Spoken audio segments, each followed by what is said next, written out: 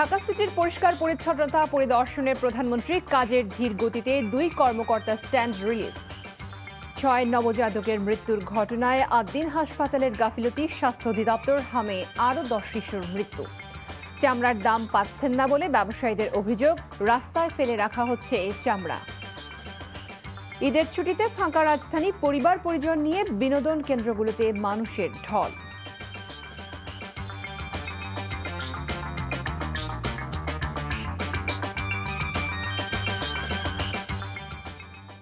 আসসালামু আলাইকুম, কানিজ ফাতেমা লোপা স্বাগত জানাচ্ছি এনটিভির রাতের খবরে। ক্রাউন সিমেন্ট শিরোনাম দেখছিলেন, এবারে জানাবো পুরো খবর। ঈদুল আজহাকে কেন্দ্র করে রাজধানীতে কোরবানির পশুর বর্জ্য অপসারণের গাফিলতির দায়ে 2 সিটির আঞ্চলিক নির্বাহী কর্মকর্তাকে স্ট্যান্ড রিলিজ ও বিভাগীয় ব্যবস্থা নেওয়ার নির্দেশ দিয়েছেন প্রধানমন্ত্রী তারেক রহমান। দুপুরের পর ঢাকার 2 সিটি কর্পোরেশন পরিচালিত পরিচ্ছন্নতা কার্যক্রম পরিদর্শন করে ধীর গতিতে অসন্তুষ্ট হয়ে এই আদেশ দেন প্রধানমন্ত্রী। এর আগে রাজধানীর বেশ কয়েকটি স্পট ঘুরে দেখেন তিনি। এ সময় সরকার প্রধানের সাথে সংশ্লিষ্ট দপ্তরের ঊর্ধ্বতন কর্মকর্তারা উপস্থিত ছিলেন। পরিদর্শনকালে প্রধানমন্ত্রী পরিচ্ছন্নতা কর্মীদের কাজের খোঁজ খবর নেন এবং নির্ধারিত সময়ের মধ্যে ঢাকাকে বর্জ্যমুক্ত করার তাগিদ দেন। শহর পরিচ্ছন্ন রাখতে নগরবাসীকে সহযোগিতা করার আহ্বান জানান প্রধানমন্ত্রী। রাজধানী জুড়ে চলছে কোরবানির পশুর বর্জ্য অপসারণ কার্যক্রম। গেল 24 ঘন্টায় 25,000 টনের বেশি বর্জ্য অপসারণ করেও শতভাগ পরিচ্ছন্ন নগরী গড়ে তোলা যায়নি এখনো। নগরী অনেক অলিতে গলিতে এখনো পড়ে আছে আবর্জনা। এ নিয়ে দেখুন নাজিবুর রহমানের রিপোর্ট। ঈদের দ্বিতীয় দিনও চলছে পশু কোরবানি, আর নগরীর এসব চিত্র বলছে এখনও শতভাগ অপসারণ হয়নি পশুর বর্জ্য। ঈদের দিন দুপুর থেকে পরিচ্ছন্নতা অভিযান পরিচালনা করেও হিমশিম অবস্থা নগর প্রশাসনের। তাই তো হাজারীবাগ, মুগদা, খিলগাঁওয়ের বেশ কিছু এলাকায় পড়ে আছে পশুর বর্জ্য। সরকার নির্ধারিত 12 ঘন্টার মধ্যে প্রথম দিনের কোরবানি পশুর বর্জ্য অপসারণের কথা ছিল ঢাকার 2 সিটি কর্পোরেশনের। তবে এখনও বেশ কিছু এলাকায় ছড়িয়ে ছিটিয়ে আছে কোরবানির পশুর বর্জ্য। কেউ কোরবানি করেছেন সকালে, কেউ বিকালে, আবার কেউ রাতে। এই সময়ের ভিন্নতাকেই কারণ হিসাবে দাঁড় করাচ্ছে ঢাকার 2 সিটি কর্পোরেশন। পশুর হাটগুলোর পরিবেশ সবচেয়ে নাজুক, ছড়াচ্ছে দুর্গন্ধ, সীমাহীন ভোগান্তিতে মানুষ আর লাপাত্তা ইজারাদাররা। সমস্যা মানে বাসাতে বাড়িতে পারেন আমরা গরু লাগিয়া এমন অবস্থা করছে, বাসা ওই ছেড়ে দিতে এভাবে থাকা যায়। কোনো এলটি নাই তো এই জ্বালায়, সব এলটি বাসা ছেড়ে দিছে। ভিতরের রাস্তা আমরা কোনোদিনই পরিষ্কার করি না। সিফা সাফাইগুলো আমি করি, আমি এই নিচতলায় থাকি তো ওই যে সিঁড়িতে ময়লা আসলে সবাই আমি পরিষ্কার করছি, এরা কোনোদিনই করে না। শুক্রবার শাহজাহানপুর হাট পরিদর্শন শেষে সাংবাদিকদের সাথে কথা বলেন দক্ষিণের প্রশাসক। ইজারাদারদের দিয়েছেন কঠোর বার্তা। তাদেরকে আমরা পেনাল্টি করব, এছাড়া তার আর বিকল্প কোনো পথ নাই। এবং পরবর্তী পর্যায়ে আবার এই সমস্ত হাটের এরা ইজারা পাবে কিনা সে ব্যাপারে আমাদেরকে চিন্তা করতে হবে। আবাসিক এলাকায় ভবিষ্যতে হাট পরিচালনার অনুমতি না দেওয়ার পক্ষে নগরবাসী। Najibur Rahman, NTV news, Dhaka. রাজধানীর মগবাজারে আদ্দিন হাসপাতালে 6 নবজাতকের মৃত্যুর ঘটনায় হাসপাতালের গাফিলতি পাওয়া গেছে বলে জানিয়েছেন স্বাস্থ্য অধিদপ্তরের অতিরিক্ত মহাপরিচালক ডাক্তার জাহিদ রায়হান। এনটিভিকে এ তথ্য নিশ্চিত করে তিনি বলেন, তদন্ত প্রতিবেদন জমার সময় আরও 2 দিন বাড়ানো হয়েছে। নির্ধারিত 72 ঘন্টার মধ্যে প্রাথমিক তদন্ত শেষ করে পূর্ণাঙ্গ প্রতিবেদন তৈরির কাজ চলমান থাকায় সময় বাড়ানো হয়েছে বলে তিনি জানান।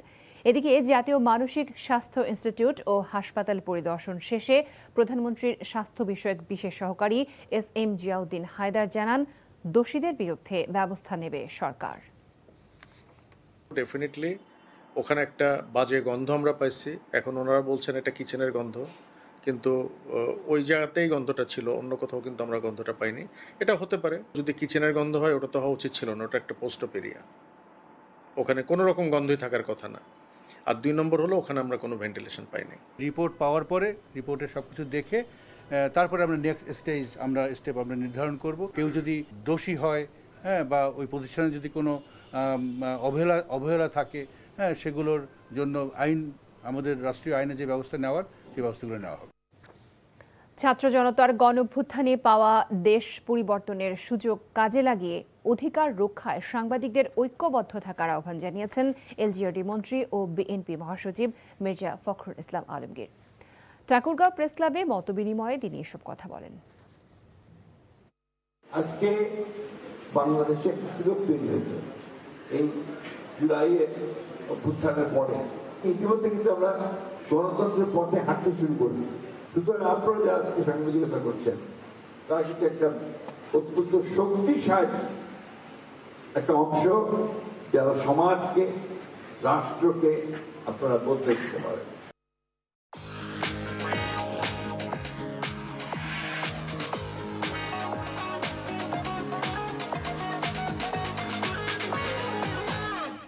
মার্কেন্টাইল ব্যাংক অর্থনীতির খবর। কাঁচা চামড়ার ন্যায্য দাম পাচ্ছে না বলে অভিযোগ করেছেন মৌসুমি ব্যবসায়ীরা।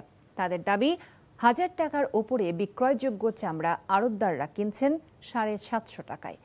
রাজধানীর পোস্তার আড়ত মালিকরা জানান, লবণ ক্রয় ও শ্রমিকদের বেতন বাবদ প্রতি পিস চামড়ার পেছনে খরচ হবে 350 টাকা। তাই সরকার নির্ধারিত দাম বর্গফুট প্রতি 62 থেকে 67 টাকায় ট্যানারি মালিকদের কাছে বিক্রি করতে পারবেন কিনা তা নিয়ে সংশয় রয়েছে। এদিকে বিকালে পোস্তর বিভিন্ন আড়ত পরিদর্শন করেছেন বাণিজ্যমন্ত্রী খন্দকার আব্দুল মুক্তাদির। তিনি জানান, ন্যায্য দাম না পেয়ে সড়কে চামড়া ফেলে রাখার কোনো অভিযোগ পাওয়া যায়নি। চামড়া শিল্পে শৃঙ্খলা আনতে জুলাইয়ের মধ্যে পূর্ণাঙ্গ কর্মপরিকল্পনা ঘোষণা করা হবে। সব ময়লা পরিষ্কার করে ঠিক উপায়ে লবণ মাখানো হয়, তাইলে চামড়াটা 3-4 মাস যাবত সংরক্ষিত রাখা যায়। এখন কেউ যদি সেই প্রক্রিয়াকে অনুসরণ না করেন আর এমনি আশা করেন যে চামড়ার দাম পাবেন, তাহলে এটা তো বাস্তব হলো না। পুরো জিনিসটাকে সামনে রেখে আমরা একটা কম্প্রিহেন্সিভ প্ল্যান পৌঁছার চেষ্টা করছি। ইনশাল্লাহ জুলাই মাসের মধ্যে চামড়া খাতকে নিয়ে আমরা কি উপায়ে আগাবো তার একটা বিস্তারিত পরিকল্পনা আমরা জাতির সামনে হাজির করব। এদিকে ব্রাহ্মণবাড়িয়ায় কোরবানির পশুর চামড়ার ন্যায্য দাম না পেয়ে সড়কের পাশে চামড়া ফেলে রেখে চলে গেছেন ব্যবসায়ীরা। এতে করে বড় লোকসানের মুখে মৌসুমি ব্যবসায়ীরা। মূলত সিন্ডিকেটের কারণে চামড়ার ন্যায্য দাম মিলছে না বলে অভিযোগ তাদের। গতকাল ঈদুল আজহার দিন দুপুরের পর থেকেই শহরের টিএ রোডে চামড়া নিয়ে আসতে থাকেন মৌসুমি চামড়া ব্যবসায়ীরা। তবে ক্রেতা না আসায় বিপাকে পড়েন চামড়া বিক্রেতারা। সারা রাত অপেক্ষা করেও ক্রেতার সংকটে চামড়া বিক্রি করা যায়নি। অনেকেই চামড়া নিয়ে শহরের বিভিন্ন স্থানে ঘুরতে থাকেন বিক্রির জন্য, কিন্তু ক্রেতা না থাকায় বিক্রি করতে না পেরে সড়কের পাশে স্তূপ করে ফেলে রেখে চলে যান ব্যবসায়ীরা। মৌসুমি ব্যবসায়ী জানান, 500 টাকায় কেনা চামড়ার দাম 200 টাকাও উঠছে না। কোরবানির ঈদে রাজধানী ঢাকা অনেকটাই ফাঁকা। পরিবার পরিজনের সঙ্গে ঈদ উদযাপন করতে নগরবাসীর বড় একটি অংশ গ্রামে গেলেও যারা ঢাকায় আছেন তাদের অনেকেই ছুটির দিনটি কাটাচ্ছেন রাজধানীর বিভিন্ন বিনোদন কেন্দ্রে। ধানমন্ডি লেক, হাতির ঝিল, সংসদ ভবন এলাকা থেকে শুরু করে পার্ক ও উন্মুক্ত স্থানগুলোতে ছিল মানুষের ভিড়। পরিবার, বন্ধু কিংবা স্বজনদের সঙ্গে আনন্দ আর আড্ডায় সময় কাটান তারা। এ নিয়ে দেখুন জুবায়ের প্রধানের রিপোর্ট। ঈদে অনেকটাই ফাঁকা রাজধানী ঢাকা। কুরবানির ব্যস্ততা শেষে ঢাকায় ঈদ কাটানো মানুষের মিলনস্থলে পরিণত হয় বিনোদন কেন্দ্রগুলো। ঈদের পর দিন সকাল থেকেই রাজধানীর বিভিন্ন বিনোদন কেন্দ্রে ভিড় করতে শুরু করেন নগরবাসী। পরিবার, বন্ধু পরিজনের সঙ্গে ঘুরতে এসে ছবি তোলা আর আড্ডায় মেতে ওঠেন তারা। নান্দনিক জলাধার আর সবুজ প্রকৃতির কারণে হাতির ঝিল নগর জীবনের অন্যতম প্রশান্তির স্থান। শিশুদের খেলাধুলা, নৌকা ভ্রমণ আর খোলামেলা পরিবেশে সময় কাটিয়ে ঈদের আনন্দ ভাগাভাগি করেন তারা। আমাদের ঢাকা সিটির মধ্যে সবচেয়ে সুন্দর একটা মনোরম প্লেস, যেখানে আমাদের বেসিক্যালি বাচ্চাদের নিয়ে ঘুরে দেখার মতো সুন্দর জায়গা আছে। সবসময় পড়ালেখার মাঝে ডুবে থাকি, আমি সবসময় আসতে পারি না, মাঝে মাঝে আসি, এই কারণে এই জায়গাটা অনেক ভালো লাগে। আসলে এটা হচ্ছে একটা ন্যাচারাল একটা বিউটি, মানে এখানে আপনি যখন আসবেন পাশে একটা সুন্দর ওয়েদার, তারপর আপনি হচ্ছে পাশে নদী, অনেক সুন্দর লাগতেছে। জাতীয় সংসদ ভবন, জিয়া উদ্যান ও ধানমন্ডি লেকেও ছিল মানুষের উপচে পড়া উপস্থিতি। পরিবার পরিজন নিয়ে ঘুরতে আসেন অনেকেই। গ্রামের বাড়ি ঈদ নিয়ে আসলে কোনো এক্সপিরিয়েন্স নাই। ঢাকার ঈদ ফ্যামিলির সাথে করি, আলহামদুলিল্লাহ ভালো কাটছে। আমরা আসলে সবাই মিলে এখানে এখন ঘুরতে আসছি, সব কাজিনরা মিলে এসেছি, তো মজা অবশ্যই হয়েছে, অনেক ভালো কাটছে সময়টা। ফাঁকা ঢাকা ভালোই লাগে, যে সবসময় ঢাকা জ্যাম থাকে, তো এখন ওইটা নাই, তো একটা কমফোর্ট লাগছে। ঘোরাফেরার সাথে খাবারের দোকানগুলোতেও ছিল বাড়তি ভিড়। ছুটিতে অনেকই ভালো লাগছে, 16 দিন ছুটি দিয়েছে, এর মধ্যে ভাবলাম যে ঢাকায় ঘুরতে আসি। আমার হচ্ছে ঢাকায় প্রথম ঈদ, আর এত মজা করছি, আমার অনেক ভালো লাগছে। বাবা মায়ের হাত ধরে ছোট্ট সোনামণিরাও মেতে ওঠেন আনন্দে। পাশাপাশি তরুণ তরুণীরাও বন্ধু ও প্রিয়জনের সঙ্গে ঈদের আনন্দ ভাগাভাগি করেন বিনোদন কেন্দ্রগুলোতে। জুবায়ের প্রধান, এনটিভি নিউজ, ঢাকা। ঈদের দ্বিতীয় দিনেও রাজধানীর বিভিন্ন এলাকায় পরিচ্ছন্নতা কার্যক্রম চালিয়েছে জামায়াত ইসলামী। ঢাকা উত্তর সিটির আমির ও জামায়াত মনোনীত মেয়র প্রার্থী সেলিম উদ্দিনের নেতৃত্বে বিভিন্ন ওয়ার্ডে পরিচ্ছন্নতা কর্মীদের খোঁজ খবর নেওয়ার পাশাপাশি তাদের কাজে সহযোগিতা করছেন দলের নেতাকর্মীরা। এ সময় সেলিম উদ্দিন বলেন, নগরীর পরিষ্কার পরিচ্ছন্নতা বজায় রাখতে নিরলসভাবে কাজ করে যাচ্ছেন তারা এবং পরিচ্ছন্ন নগরী গড়তে জামায়াত বদ্ধপরিকর।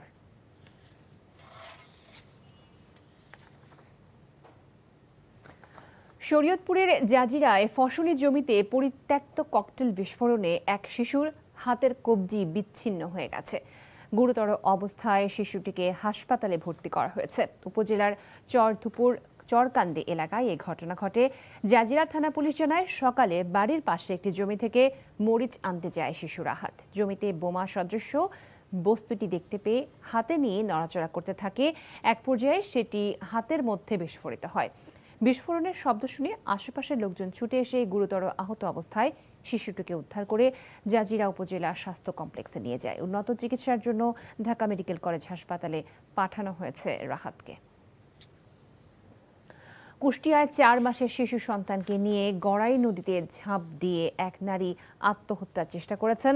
ওই নারীকে জীবিত উদ্ধার করা হলেও নিখোঁজ রয়েছে শিশুটি। বিকেলে সদর উপজেলার হরিপুর এলাকায় এ ঘটনা ঘটে। কুষ্টিয়া মডেল থানার ভারপ্রাপ্ত কর্মকর্তা কবির হোসেন মাতুব্বর জানান, হরিপুর ব্রিজ থেকে মা যমুনা খাতুন শিশুপুত্র হাদিকে নিয়ে গড়াই নদীতে ঝাঁপ দেন। স্থানীয়রা উদ্ধার অভিযান চালিয়ে গৃহবধূ যমুনাকে জীবিত উদ্ধার করতে সক্ষম হলেও শিশু হাদির খোঁজ পাওয়া যায়নি। ফরিদপুরের ভাঙ্গায় ভিজিএফের চাল বরাদ্দের অনিয়ম নিয়ে ফেসবুকে লাইভ দেয়াকে কেন্দ্র করে দুই পক্ষের সংঘর্ষে 20 জন আহত হয়েছে। বিকেলে উপজেলার চুমুরদি ইউনিয়নের চুমুরদি গ্রামে এই সংঘর্ষের ঘটনা ঘটে। পুলিশ জানায়, ঈদুল আজহার আগে চুমুরদি ইউনিয়নের পরিষদে ভিজিএফের চাল কম দেওয়া হচ্ছে জানিয়ে আকরাম নামের এক যুবক ফেসবুকে লাইভ করে। সেই ঘটনার জের ধরে আজ ইউপি চেয়ারম্যানের লোকজন আকরামের উপর হামলা চালায়। পরে আকরাম ও চেয়ারম্যানের সমর্থকরা দেশীয় অস্ত্র নিয়ে সংঘর্ষে জড়িয়ে পড়ে। এতে উভয় পক্ষের 20 জন আহত হয়। খবর পেয়ে পুলিশ ঘটনাস্থলে পৌঁছে পরিস্থিতি নিয়ন্ত্রণে আনে। শহীদ রাষ্ট্রপতি জিয়াউর রহমানের 45তম শাহাদাত বার্ষিকী উপলক্ষে মোংলায় গৃহহীন অসহায় একটি পরিবারকে নতুন ঘর উপহার দিলেন পরিবেশ প্রতিমন্ত্রী লায়ন ডক্টর শেখ ফরিদুল ইসলাম। সকালে মোংলা পোর্ট পৌরসভার 9 নম্বর ওয়ার্ডের সিগন্যাল টাওয়ার এলাকায় গৃহহীন হীরা আক্তারকে নতুন ঘর উপহার দেওয়া হয়। মাথা গোঁজার ঠাঁই পেয়ে তিনি প্রধানমন্ত্রী তারেক রহমানকে ধন্যবাদ জানান। শেষ করছি পর্যটনের খবর দিয়ে। ঈদের ছুটিতে কক্সবাজার সমুদ্র সৈকত, রাঙামাটি সহ দেশের বিভিন্ন পর্যটন স্পটে ছুটছেন ভ্রমণ পিপাসু মানুষ। একঘেয়ে জীবনে বৈচিত্র্য আনতে প্রকৃতির কাছাকাছি যাচ্ছেন সব শ্রেণী পেশার মানুষ। প্রতিনিধিদের পাঠানো তথ্য ছবিতে থাকছে আহমেদ শরীফের ডেস্ক রিপোর্ট। ঈদ সহ বড় সব উৎসব ছুটিতে কক্সবাজারে ছুটে যায় দেশের নানা প্রান্তের নানা বয়সী মানুষ। ব্যতিক্রম হয়নি এবারও। ঈদের ছুটিতে সমুদ্র সৈকতে বাড়তে শুরু করেছে পর্যটকের সংখ্যা।